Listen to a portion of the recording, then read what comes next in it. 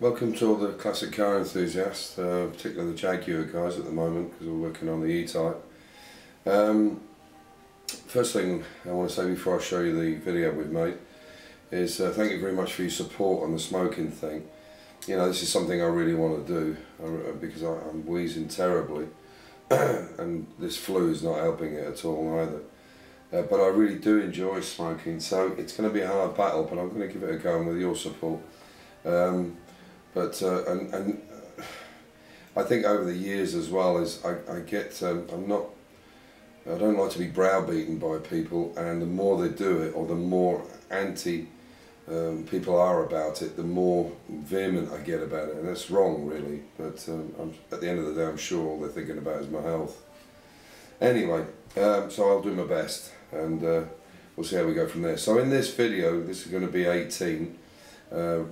E-Type Jaguar rebuild 18. You'll see us doing the bonnet again, and also what we're trying to do now is get it all squared up so we can mark it and then disassemble it again, do the sticker flexing, and then we'll start wheeling the centre panel and a few other bits and pieces and getting it all fettled up. So you will see every process that we do. And we'll go from there. Then we've got a lot of lead loading to do, which you guys hopefully will enjoy. Yeah, apart from that, and also I had some comments about how we would move the E-Type. Now it's got the little outriggers on it, how we would move it, and I've come up with a little solution. And I had some stuff, and I just had a think about it, and I've come up with an idea which you'll see. So enjoy the video, and catch you at the end. Bye.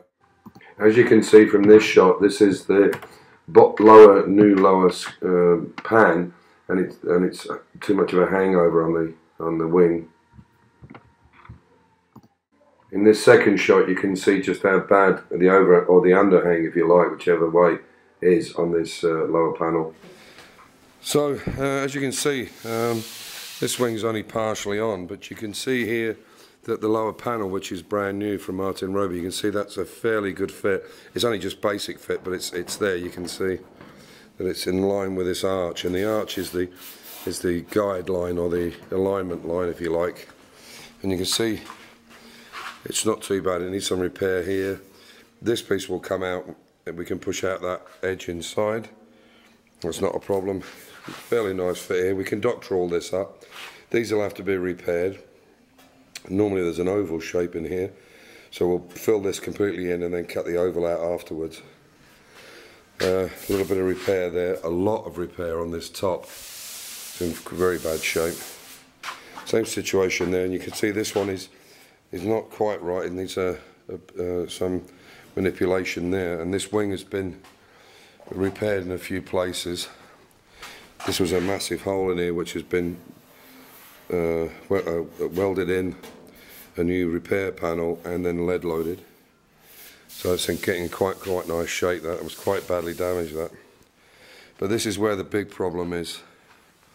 You can see there that there's so much of an overlap, and it has to come to this radius.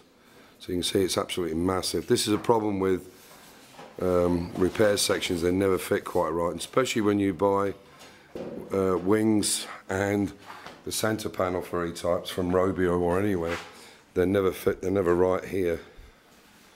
Never fit right. So what he's going to do now, we're going to take a cut, and you see where this green line is. We're going to cut it there, not the blue but the green, and then we're going to move it across and see how we go. Worst comes to worst, we'll take it off completely and reattach it, weld it and lead load it. But we need to have that radius the same all the way around. So you'll see in the flash of an eye what it's like when it's cut.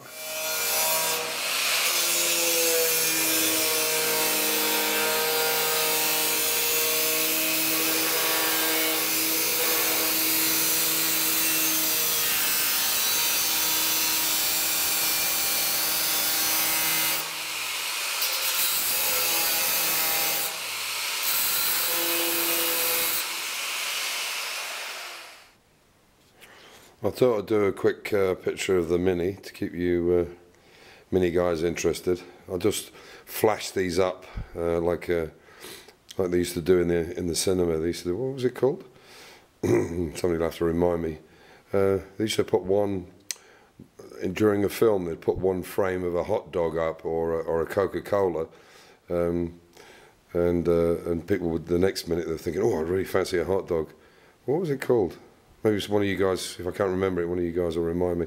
Anyway, a quick flash of the Mini to keep you happy, but as you can see, I'm going to have to take it out. The dust is pretty bad. So, you can see, we've started putting this together now. You can see this is one of the panels that's going in. There's the other one, and we're going to now mark these up. They're now perfect, the distances, and we'll then mark them up and then completely disassemble it. And you can see these have been put back in. They're just tacked in at the moment. That one's not actually tacked in yet, but they will be. And we're just getting it all lined up and then marking it all. So, subliminal message, that's what it was called, yes. Yeah, it was subliminal marketing, but it's actually against the law. People didn't realise it was happening, and then it was found out that they were sending these subliminal messages. Just one, apparently the brain would pick it up, but the eye hardly did, but the brain would pick it up. Subliminal messaging, that's what it was called. Anyway, so, yeah, so we'll get this done. As you can see on the front here, it's still quite a bit of work to do. This had a massive caved-in dent here, which we've still got to do. We're going to work on the front as well, but we need to get this stuff lined up first. And you can see now that this, we've actually cut this back here, and we've just tacked it at the top.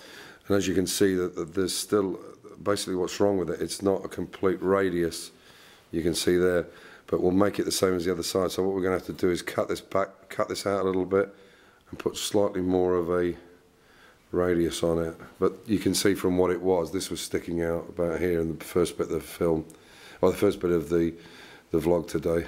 So there you go. It's the only way, unfortunately, to make all these too big. And they do the same when you buy the wings. The wings are always slightly longer here, and so is the bottle, the centre part of the bonnet that goes onto the scuttle. They make them larger because every car's a little bit different. There's a lot of anomalies with E-types. Well, older Jaguars generally, you know. It's not like nowadays.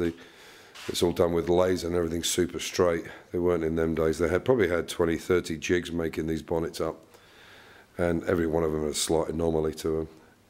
Anyway, so catch you in a minute. So as you can see, these are the outriggers now, all four of them, two on the front and the two on the back. And I had a comment about how we would move the car, because obviously it was an oversight that these casters were too far inside, and obviously we could just drag them along here, but it'll damage the ramp. So what we're going to do is I've got these are for moving quite heavy furniture. They take about 700 kilos a piece, so I would think the tub weighs less than 500 kilos on its own like that. So that's what we'll do. We'll put them on. We'll bring this pit jack up here, bring it up here, lift them up, put these under these, and they spin as well. And then we'll slowly move it to the front, and then when they go down onto the ramp, the wheels will actually hit the off ramps. So that'll work well. And tomorrow, apart from working on the bonnet, we'll put this picture frame on, and the bonnet frame, which will bolt up in place. And my car here, my E-Type, will be going to a friend's garage and being stored for 2 or 3 weeks while we're working on this bonnet, because unfortunately it sticks under the ramp too far, and what that consequently means is I have to constantly open that door, and it's very, very cold. I think it was -3 today during the day, and I think it's -13 or 15 overnight. So yeah, so we're going to store it in a neighbour's just up the road, and then leave this space clear, because we will eventually need it for bringing the bonnet jig in, which he's working on there now. So I hope you enjoyed the video. You got something out of it. As I said at the start, we'll go through the whole process of what we're going to do to this bonnet to get it right, and you can see the condition that it's in now. There's a lot of man hours involved in putting it, getting it right, and it's quite a complex shape, and there's a lot of things that have to be spot on with it. The bonnet on an E-type and the doors on an E-type are so critical to a good restoration because it's seen. It's one area that's seen. As soon as you look at the car, it's something, if these don't line up correctly, you can spot it. It's like a sore thumb. Whereas the front and the back of the car, where the seams are, where the bumpers go, do hide a lot of sins. But if they don't fit correctly, the rubbers between the chrome of the bumper and the body won't fit on, or they fall off. If you ever go and see a car, an E-type, where the rubber is not in there, it means it's because the body line is wrong, and this is something that we'll show. So thanks for watching, thanks for the subscriptions and the support, and thumbs up or whatever. Really do appreciate it.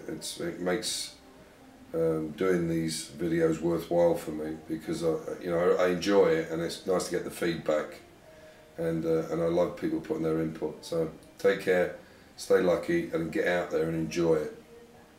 Really just go for it. Whatever you're doing, doesn't matter what the project is, whether it be furniture or restoring an antique or whatever, just go out and enjoy it, and make life nicer and more enjoyable.